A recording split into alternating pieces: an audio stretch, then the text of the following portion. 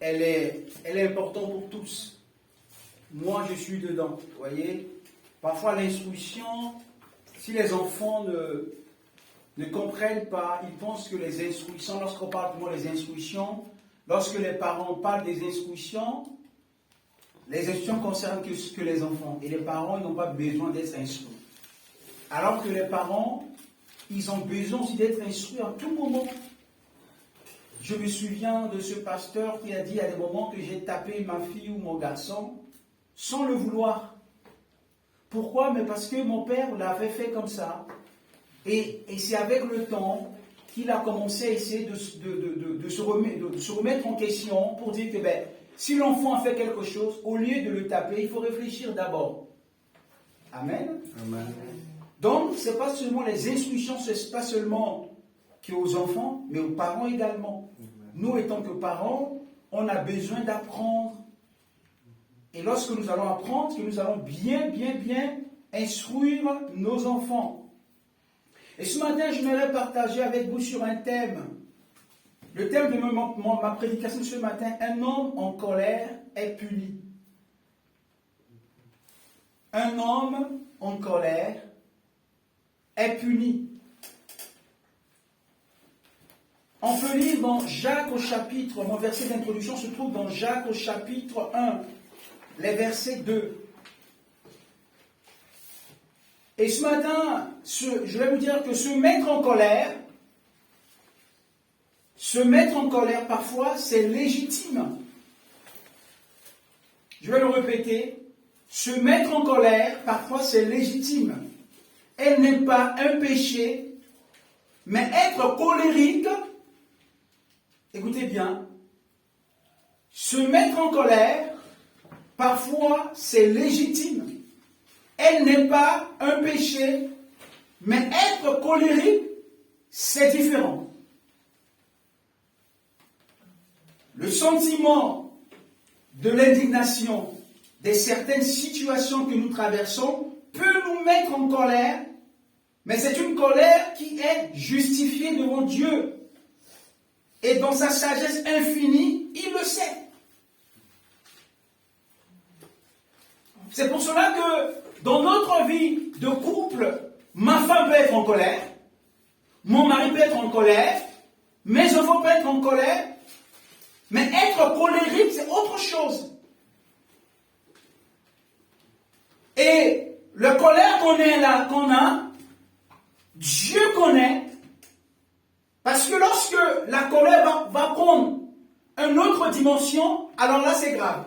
C'est pour cela que je vous dis que la colère est une colère qui est justifiée devant Dieu, et dans sa sagesse infinie, il le sait. Seulement, il faut savoir les canaliser, et se mettre en colère ne fait pas de vous quelqu'un de très méchant. Ah oui. Parfois, tu te mets en colère et les gens disent que elle est très dangereuse. Il est très dangereux.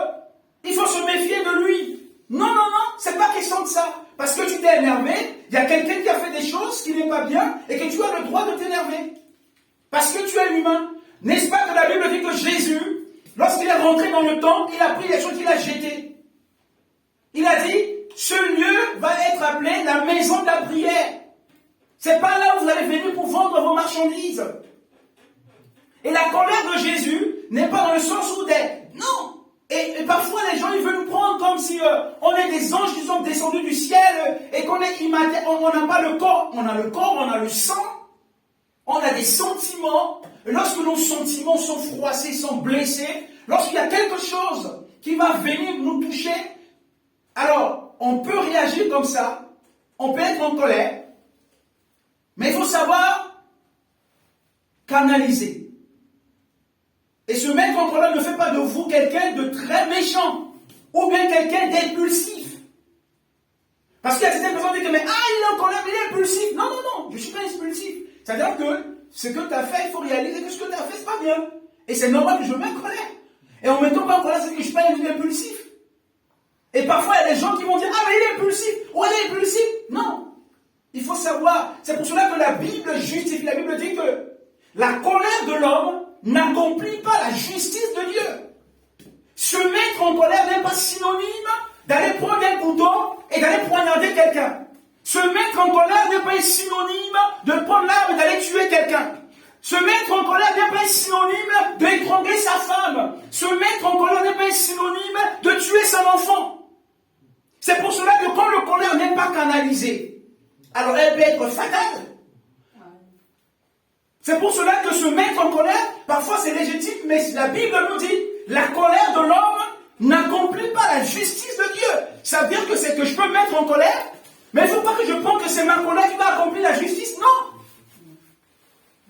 C'est pour cela que Dieu nous apprend dans ce verset de Jacques, au chapitre 1 et verset 2, que la colère de l'homme n'accomplit pas la justice de Dieu.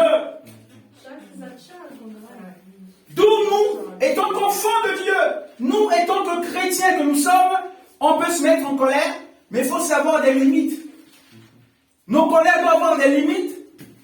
Si nos colères vont nous amener à réagir d'une façon violente, il faut dire non. Ta colère et ma colère ne peuvent pas nous amener à être violents. Amen. Amen. Alors, donc, si vous ne l'avez pas trouvé dans Jacques, je vais chercher. Donc, la colère, ne faites pas de vous quelqu'un d'impulsif. Amen. Amen.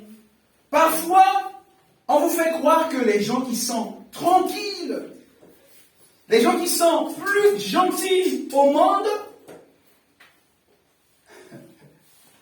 mais c'est complètement faux. On dit que, mais les gens qui sont plus gentils au monde, qui sont plus calmes, c'est les plus polis, c'est complètement faux. Si vous vérifiez cela, vous allez voir que les gens qui sont calmes, qui sont tranquilles, c'est vraiment les gars les plus dangereux. Parce que ce qu'ils vont faire, tu ne le sais pas. Des personnes qui sont tranquilles, des personnes qui sont calmes. Non. Je dis que les personnes, parfois, qui sont calmes, c'est pas le synonyme de dire qu'ils sont gentils, ils sont bien. Mais c'est des personnes qui sont parfois dangereux. Dangereux parce que tu n'arrives pas à savoir ce qu'ils préparent. Qui vous a dit que parfois, les gens qui sont trop diplomates, ils utilisent beaucoup la diplomatie, ils sont gentils. C'est faux. Mais tu sais qu'est-ce qui se passe derrière ça? Derrière ça, il y a des choses, malices, qui peuvent se faire. Derrière ça, il y a des comportements méchants qui peuvent être. Derrière, voilà. Derrière ça, derrière leur douceur, vous pouvez réaliser que non, ce n'est pas des gens. L'image qu'ils donnent, ce n'est pas ça. Amen. Amen. L'image qu'ils donnent, ce n'est pas ça. Donc, comme je vous ai dit que la colère, quand elle est justifiée devant Dieu, et la colère doit avoir ses limites, et la colère, on doit canaliser. C'est pour cela qu'un homme était en colère et est puni. La Bible dit, un homme en colère, mais il a été puni. Il a été puni. Glória a Deus. C'est-à-dire qu'on peut se mettre en colère, mais il faut savoir les canaliser. Il faut savoir comment. Savoir que je me suis mis en colère, mais à un moment donné, je dois m'arrêter là. Amen. On va prendre notre Bible. On va prendre notre Bible. On va prendre notre Bible. On va prendre notre Bible dans le livre de Nombres. C'est la prédication de ce matin. On va prendre votre Bible, vous allez trouver votre Bible, là vous allez prendre les chaises, Nombre 20, verset 1. Excusez-moi, Nombre 1. Nombre 1, le verset... Nombre 20. Nombre, numéro. 20. Nombre 20 au chapitre 20, le verset 1. La Bible nous parle ici de l'histoire d'Israël, le peuple d'Israël dans le désert. Toute assemblée des enfants d'Israël arriva dans le désert de Tessin. Le premier mois et le peuple s'arrêta à Kadé. c'est là que mourut Marie et qu'elle fut enterrée. Il n'y avait point d'eau pour l'assemblée et l'on se soulevait contre Moïse. On parle ici d'un révolte qui éclata. Les Israélites campaient dans cette ville-là que nous venons de lire et séjourna longtemps. Ils sont pris à Moïse et Aaron en disant qu'ils auraient préféré mourir avec leur père que le Seigneur avait frappé plutôt que de mourir lentement de faim et de soif dans le désert. Ils se plaignaient d'avoir eu de la nourriture qui ne ressemblait même à rien. Tu vois, en fait, ils ont dit des choses parfois blessantes.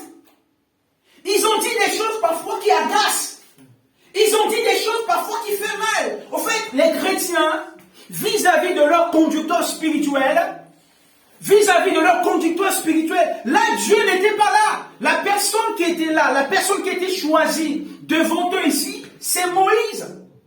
Moïse et Aaron qui étaient là et qui étaient en train de conduire le peuple. Et là, le peuple était dans le désert, il n'y avait pas de l'eau, et il y a une révolte qui va s'éclater, et le peuple va dire à Moïse, mais écoute, tu nous as amenés ici dans ce désert pour mourir, on allait rester mourir là-bas comme nos pères, et on va venir mourir de faim dans le désert, de soif, et mourir une mort lente. Ça veut dire qu'une mort lente, ça veut dire que quelque chose, s'il n'y a pas de l'eau, ça veut dire que tu ne vas pas mourir tout de suite. Ça va prendre du temps de mourir. Et ils ont utilisé ça en disant Moïse. Mais Moïse est un homme, il a le corps, il a la chair. Bien qu'il est rempli de Dieu, même qu'il a l'esprit de Dieu, mais à un moment donné, il en a marre. Il faut comprendre parfois dans notre vie que nous sommes devant des personnes, parfois ils peuvent s'énerver lorsque nous nous comportons très mal. Même étant des chrétiens, et si on n'a pas des comportements qui ne peuvent pas blesser l'autre, qui ne peuvent pas blesser notre femme ou nos enfants, parfois les comportements, on est devant des personnes, et là on réalise ici que le peuple a dit des choses qui n'étaient pas bien. Et Moïse, tu nous donnes cette nourriture pourrie là, qui n'a rien à voir. Mais non, mais c'est pas décent ce qu'ils disent à Moïse. Il se plaignait d'avoir eu de nourriture qui ne ressemblait à rien. On comparait à celui d'Égypte. Et des formes de chrétiens qui va dire à Dieu, mais lorsque j'étais encore là-bas dans le monde, j'étais bien. Mais quand je suis devenu chrétien, maintenant ma vie est complètement bizarre. Je souffre, je suis dans la misère, et j'ai des problèmes que je ne comprends même pas. Il y a des gens qui ne me comprennent plus, et il me fait du mal, et tout. Elle ne comprend pas qu'elle est rentrée maintenant sur le chemin de la vie éternelle, et le but du diable, c'est pour le détourner. Parce que le diable sait. Et le but du diable, c'est quoi? Quand tu n'es pas avec Dieu, mais t'es tranquille. Parce que le diable sait que tu vas aller en enfer. Mais si tu as le chemin qui mène à la vie éternelle, parce que le diable sait que tu vas aller au ciel, qu'est-ce qu'il va faire? Il veut te détourner sur le chemin du salut. Maintenant, c'est de ta responsabilité de rester constant avec Dieu. De rester ferme. Et ils ont dit ça. L'histoire des enfants d'Israël nous apprend que l'homme est plus attaché aux choses matérielles qu'à Dieu. Il se plaint pour la subsistance de l'eau, la nourriture. Et parfois, on ne se plaint pas de notre relation avec Dieu, de notre communion qui est importante avec Dieu, de la nourriture de Dieu, de l'esprit, de notre relation, de notre temps d'adoration, comme nous avons chanté ici. Ce chant en portugais qui dit, même si j'ai pas de quoi manger, même si j'ai personne à côté de moi, j'adore Dieu. Même si j'ai pas la nourriture, j'adore Dieu. Même si je ne sais pas comment toutes les portes sont fermées, j'adore Dieu. Mais c'est ce que Dieu attend de nous. Et les enfants d'Israël, ici, on voit en eux que, les gars, ils sont là, il n'y a pas de nourriture, il n'y a rien à manger, mais ils réclament parce qu'il n'y a pas de l'eau, il n'y a pas de la nourriture, et ils vont dire que on va mourir si lentement. Et ils commençaient à s'enflammer contre Moïse. Nous apprenons que les hommes nous sommes attachés plus aux choses matérielles qu'à Dieu. Le peuple était plus préoccupé sur leur subsistance qu'ils oublient même le pourvoyeur. Amen. Amen. Ils ont oublié même que c'est Dieu qui pourvoit leurs besoins. Et parfois, nous,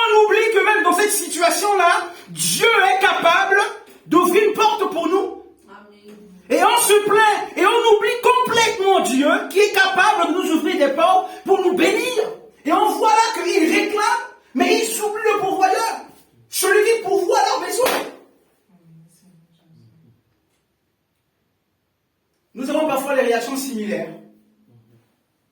Et tant que chrétien, parfois dans notre vie personnelle, au lieu que quand nous traversons des moments difficiles comme on vient d'écouter dans ce chant-là, qu'on puisse se mettre devant Dieu, qu'on l'adore, qu'on puisse le glorifier, mais on est là, on réclame.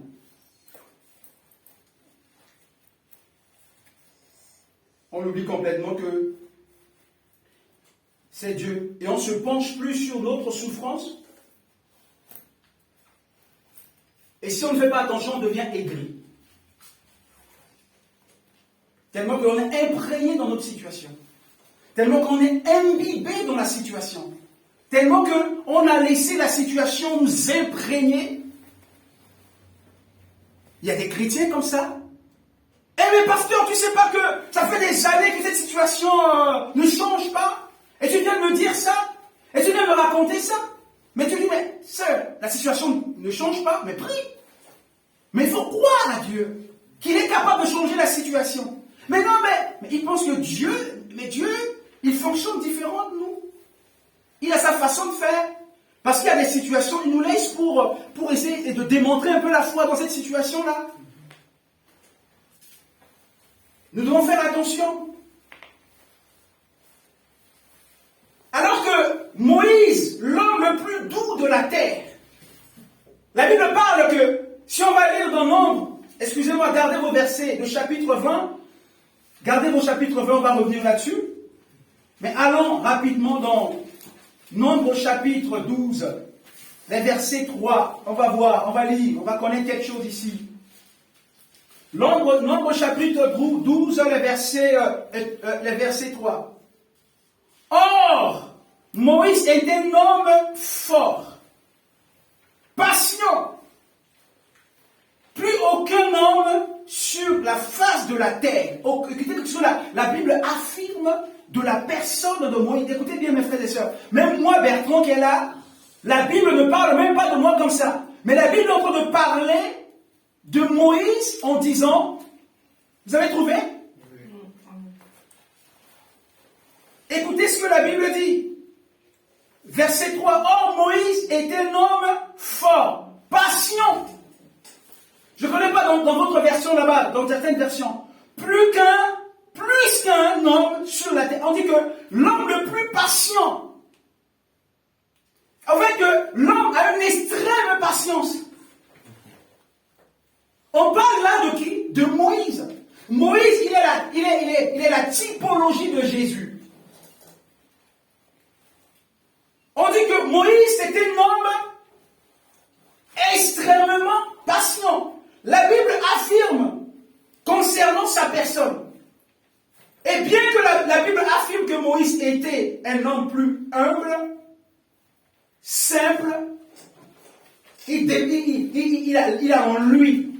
Mais cependant, on voit à travers son parcours, on réalise donc toutes les fragilités humaines. Quand on voit Moïse, que la Bible parle, que c'est un homme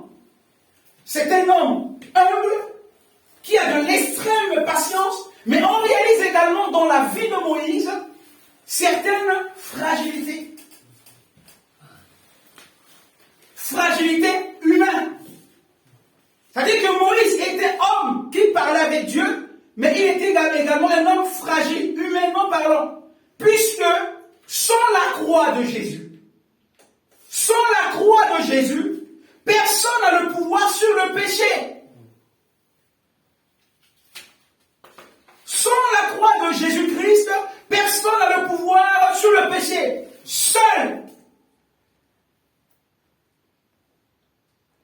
Seul Jésus-Christ qui peut nous aider à clouer le moi et le péché.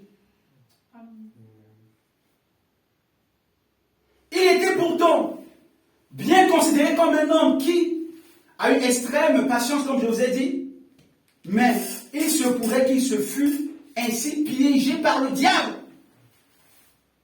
Moïse s'est fait piéger par le diable. Vous allez voir l'histoire. Si on va retourner dans notre chapitre 20,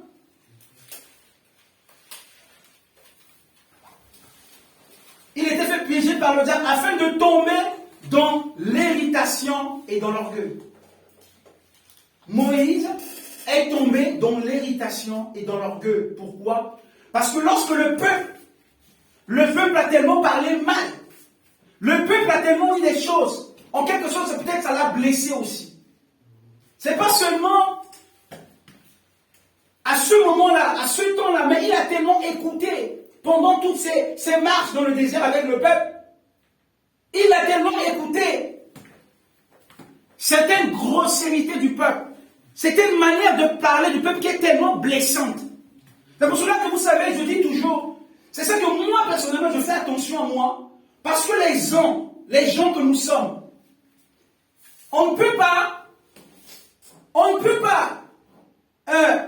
et moi j'ai remarqué quelque chose avec ma femme hier. Vous savez, moi je suis toujours comme ça. Hier à la maison, j'ai parlé avec ma femme, et j'ai constaté seulement dans ce qu'on est en train de dire qu'elle n'était pas contente de ce que j'ai dit. Et après, j'ai dit, ok, je me tais. Et j'ai mis mon chaussure, et je suis sorti, je suis parti. Il faut faire attention aux autres. Les autres ne sont pas comme nous. Leur façon de concevoir les choses, ce n'est pas comme nous. Il y a une dimension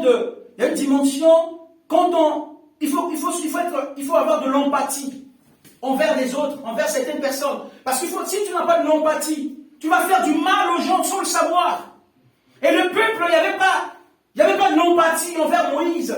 Le peuple disait des choses qu'il pensait que c'est normal. Et c'est pour cela que parfois, les personnes parlent à leur pasteur, ils parlent à leur responsable. Le manque de respect, ça peut faire du mal à la personne. Ça peut le blesser. Vous voyez? Et Moïse, là, on voit que Moïse, il a été irrité, il était en colère, parce qu'à un moment donné, il en a marre. Amen. Il y a un moment donné, il en a marre. Et il en a marre et je vais revenir là, Moïse irrité. Le peuple était souvent, écoutez, je vais dire ça, le peuple était souvent le peuple était souvent inconstant à cause de manque de l'eau. Ils avaient commencé à murmurer. On a l'impression qu'il ne se passe jamais, ce qui ne s'écoule jamais. Une seule journée que le peuple ne parle pas. En fait, tu as l'impression que le peuple, il ne passe pas une journée que le peuple ne regarde pas. Il y a des chrétiens comme ça, que tous les jours, quand tu parles avec lui, comment va ma soeur? Oh mais tu sais, tu parles à la soeur, oh mais pasteur, tu vois, c'est des choses de chrétiens comme ça. Mais pasteur, tu vois, il n'écoule pas une seule journée sans qu'il ne se soit pas pris à Dieu. Mais ce qui est génial dans tout ça, c'est que Dieu les entend. En fait, même ils sont en train de murmurer, Dieu va dire, Moïse, fais ce que je te demande. Le peuple murmure, c'est pour cela qu'on va voir la dimension de l'amour que Dieu a pour toi. La dimension de l'amour que Dieu a pour l'Église. La dimension de l'amour que Dieu a pour moi. Quel que soit que le peuple était en train de murmurer, Dieu les a frappés. Dieu va dire à Moïse, fais ce que je te demande pour eux. C'est l'amour, n'est-ce pas? Il murmure, Dieu dit, fais ce que je te demande pour eux. Je te responsabilise pour que tu t'en occupes. Je suis dans le ciel, mais je te responsabilise. Il faut qu'on puisse savoir, en tant que serviteur de Dieu, comme a dit Paul, Dieu nous a fait confiance de faire de nous ses serviteurs. Dieu a fait confiance aux parents de leur donner des enfants. Et c'est pour cela, nous devons manifester l'amour à l'égard de nos enfants, même si on les punit, mais l'amour doit être le fondement. L'amour doit être le fondement pour que nos enfants puissent grandir avec la sémence de l'amour dans leur cœur. Bien on les a punis, mais ils vont voir en nous qu'on les aime, et l'amour va passer au-dessus de cela. On voit là que Dieu, quel que soit le murmure des enfants d'Israël, mais son amour est toujours là. Il a toujours démontré l'amour à leur égard. Il a dit, Moïse, s'occupe-toi d'eux. Même s'ils sont en train de murmurer, mais toi, s'occupe-toi d'eux. Amen. Amen. Il y a deux choses que Dieu va demander à Moïse de faire. Deux choses que Dieu va demander à Moïse de faire. Lorsque Dieu nous a accordé le privilège, comme je l'ai dit, de devenir son serviteur, écoutez, il faut faire attention de ne pas satisfaire les besoins du peuple.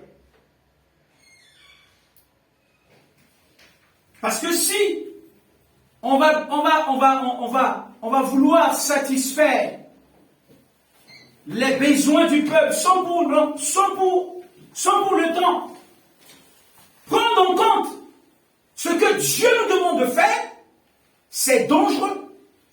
Quand le serviteur de Dieu ne prend pas le temps d'écouter ce que Dieu lui demande de faire et qu'il veut satisfaire la volonté du peuple, il va passer à côté des ordres que Dieu lui donne. Et ça va être compliqué. Et c'était ça le problème de Moïse. Dieu va lui dire en première chose. Il dit, rassemble le peuple. Et il avait accepté la première instruction divine, qui c'était de convoquer le peuple. Moïse avait déjà obéi à l'ordre de Dieu. Par exemple, il lui avait ordonné de frapper la mer Rouge avec son bâton. Il a fait. Quand ils étaient arrivés devant la mer Rouge, Dieu lui a demandé, Moïse, qu'est-ce que tu as dans la main? Bâton. Frappe la mer. Il a pris, il a frappé la mer. La première chose. Il lui avait également ordonné de frapper le rocher. N'est-ce pas? Il n'y avait pas de l'eau. Moïse, il a dit, Moïse, qu'est-ce que tu as? Bâton. Frappe le rocher. Il a frappé le rocher. L'eau était sortie. Mais cette fois-ci, puisque le peuple se plaignait du manque d'eau et commençait à s'acharner contre lui, la deuxième chose que Dieu lui demandait, c'est de parler au rocher. C'est de parler au rocher. La première chose, Dieu lui dit, tu as quoi? Bâton, frappe la mer.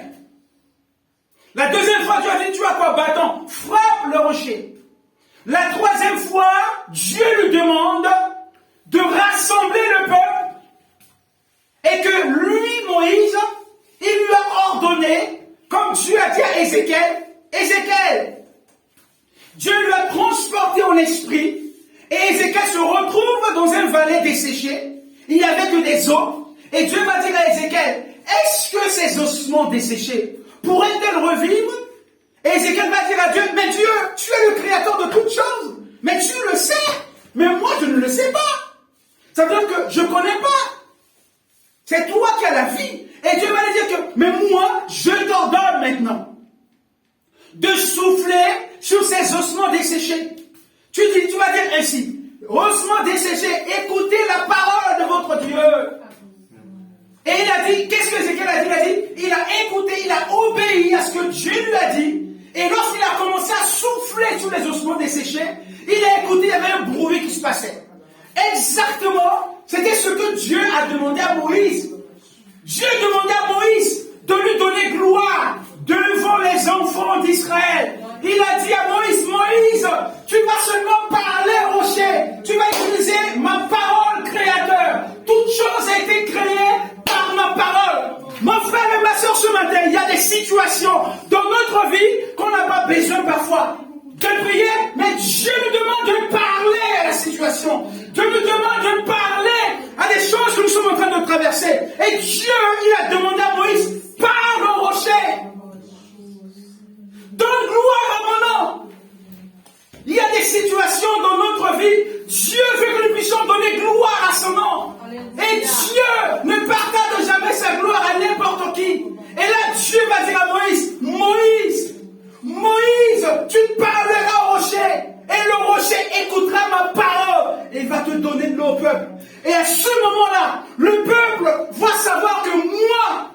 Je ne suis pas un Dieu. Et en voilà.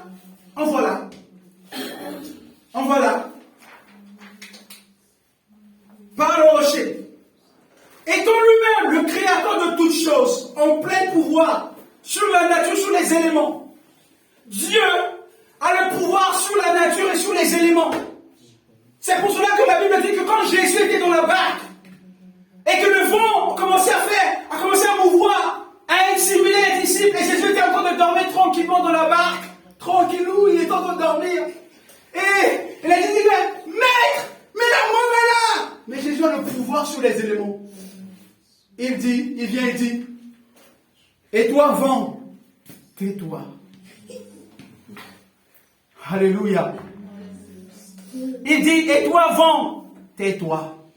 Calme-toi. Et Dieu, il a le pouvoir sur les éléments.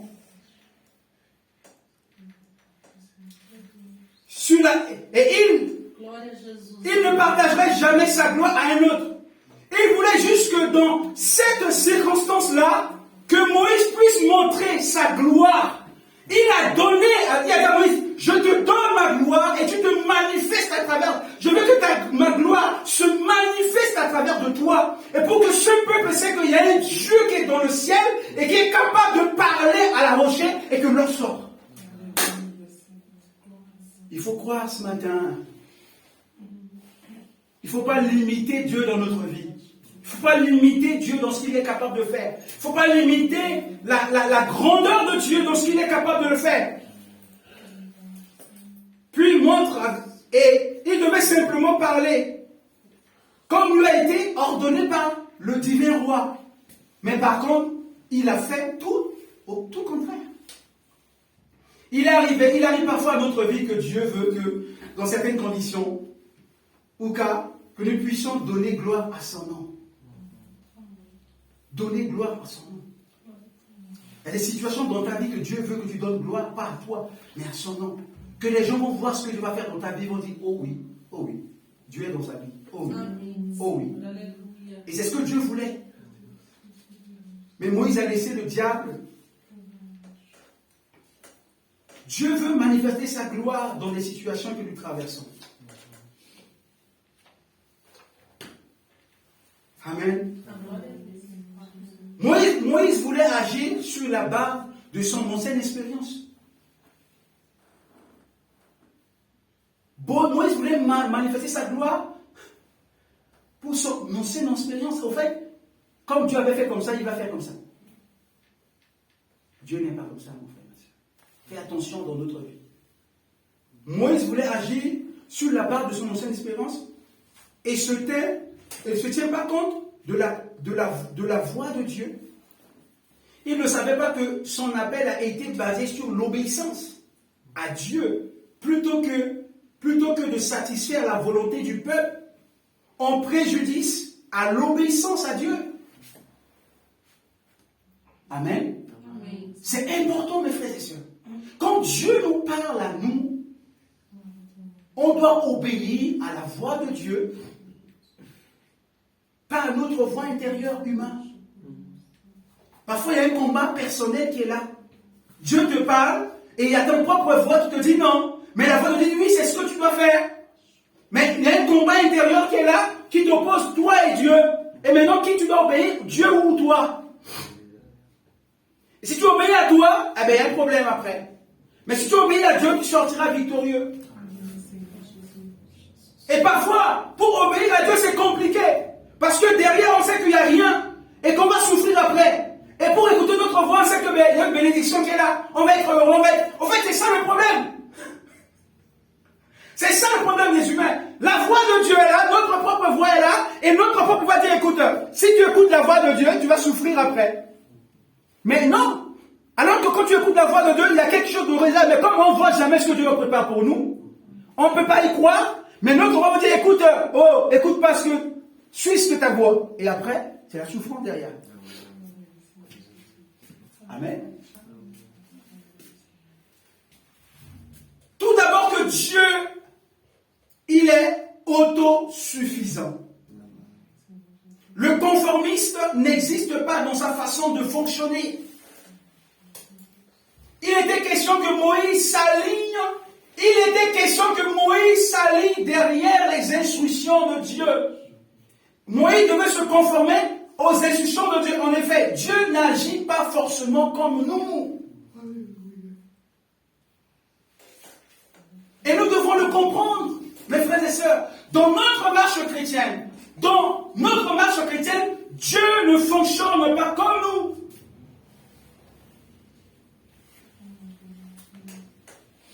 D'ailleurs, la foi en Jésus-Christ nous apprend que Dieu a plusieurs façons d'agir dans notre vie, dans les diverses épreuves que nous traversons. Dans les diverses épreuves que nous traversons, Dieu ne va pas agir de la même manière. Il faut comprendre comme ça. J'ai traversé ça, Dieu va me bénir autrement. Je vais chercher, mais comment Dieu va faire? Non.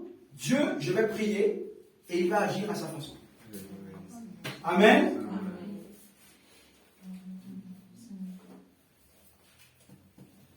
Dieu n'est pas monotone. Celui qui dit qu'il n'agit pas de la même façon. Dieu n'est pas monotone. Il n'agit pas de la même façon. Et Moïse pensait comme ça. Moïse pensait que non, comme il a utilisé 2 fois son bâton, et c'est à chaque fois quand Dieu veut agir, il va utiliser son bâton. C'est faux. C'est faux. Et il faut enlever ça dans notre tête, que Dieu ne fonctionne pas comme ça dans notre vie. Il a fait comme ça, il va faire comme ça. Non. Il a fait comme ça, il va faire autrement. Il a fait comme ça, il va faire dans sa façon. C'est pour cela que nous devons avoir de l'humilité de dire à Seigneur, Seigneur, fais comme il te semble.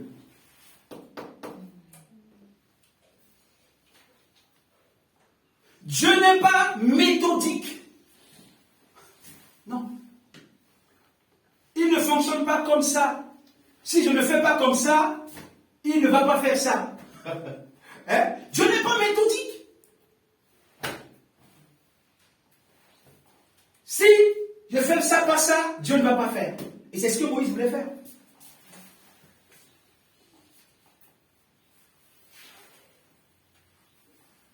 Il y a des moments que Dieu voulait tout simplement que Moïse, à ce moment-là, manifeste, d'abord faire confiance à lui et agit par la foi. Il y a des situations que Dieu veut que nous puissions démontrer la foi. On voit rien, il n'y a rien qui arrive, mais à ce moment-là, on doit faire quoi? On va démontrer, Dieu voulait tout simplement que Moïse puisse avoir confiance, mais parce que parler au rocher, c'est pas facile. Devant un peuple comme ça, et un rocher qui est devant toi, on te demande de parler, mais il faut avoir la foi. Mais avoir la foi, c'est quoi? C'est revenir en arrière, voir ce que tu as déjà fait dans ta vie, et ça va naître en toi encore la foi en disant que il a déjà fait. Donc s'il me demande de faire ça, c'est qu'il va le faire. Amen. Fais confiance à ce que Dieu a déjà fait dans ta vie, et dire que Dieu, si aujourd'hui tu me demandes de faire ça, c'est que tu vas agir. Et c'est ce que Dieu attendait de Moïse. Et il faut savoir que Dieu, il est souverain. Même s'il va nous utiliser de cracher le feu, même s'il va nous utiliser de ressusciter les morts, il reste Dieu. Et quand il décide, il décide. Et quand il dit non, c'est non, et c'est non, et c'est non, et c'est non, et c'est non, et c'est non. Il a dit à Moïse, Moïse, tu ne m'as pas donné gloire, tu ne rentreras pas dans la terre promise. Ça veut dire que tu vas rentrer au ciel, mais la terre promise, tu ne rentreras pas.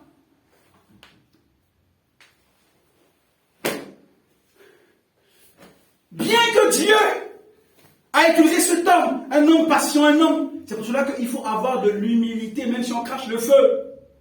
Dieu reste Dieu, le souverain. C'est à nous de nous plier à ses ordres. C'est à nous de nous rabaisser devant lui, afin qu'il travaille encore plus en nous. Mais Moïse, à cause de l'hésitation du peuple, il est tombé dans le piège du diable. et il a désobéi à Dieu. Il n'a pas honoré Dieu. Il n'a pas honoré ton Dieu, son maître. Et Dieu lui dit, tu ne rentreras pas dans la terre promise. Ce ne veut pas dire que Moïse n'a pas rentré dans la gloire. Moïse est rentré dans la gloire, mais la terre promise, il a supplié, Dieu a dit non. Dieu a dit non. Tu ne m'as pas donné gloire devant le peuple. Amen. Il y a des choses dans ta vie là. Si tu ne donnes pas gloire à Dieu, tu vas le perdre. Si tu ne donnes pas gloire à Dieu, il y a des choses que Dieu a prévues pour notre vie. Si on ne donne pas gloire à Dieu dans notre vie, on peut le perdre. Dieu voulait que ça se réalise, mais ça ne réalise plus. Il bloque.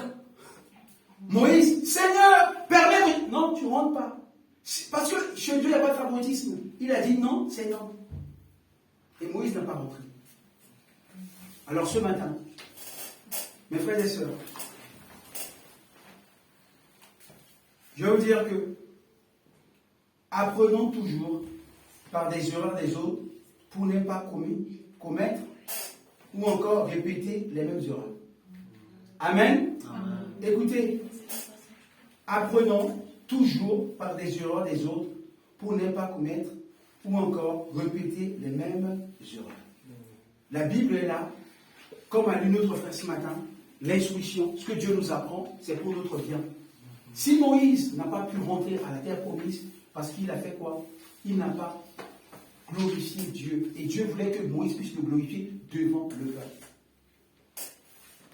Alors ce matin, frères et sœurs, que dans notre marche chrétienne avec le Seigneur, que nous n'écoutons pas notre voix intérieure, mais que nous écoutons la voix de Dieu, la voix de l'Esprit, et que nous faisons ce que Dieu nous demande de faire.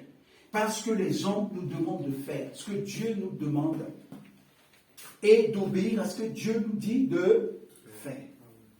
Mais parce que Dieu, si lui-même il décide quelque chose, ça ne changera pas. On va incliner la tête et on va remercier le Seigneur. Notre Père, nous voulons te bénir.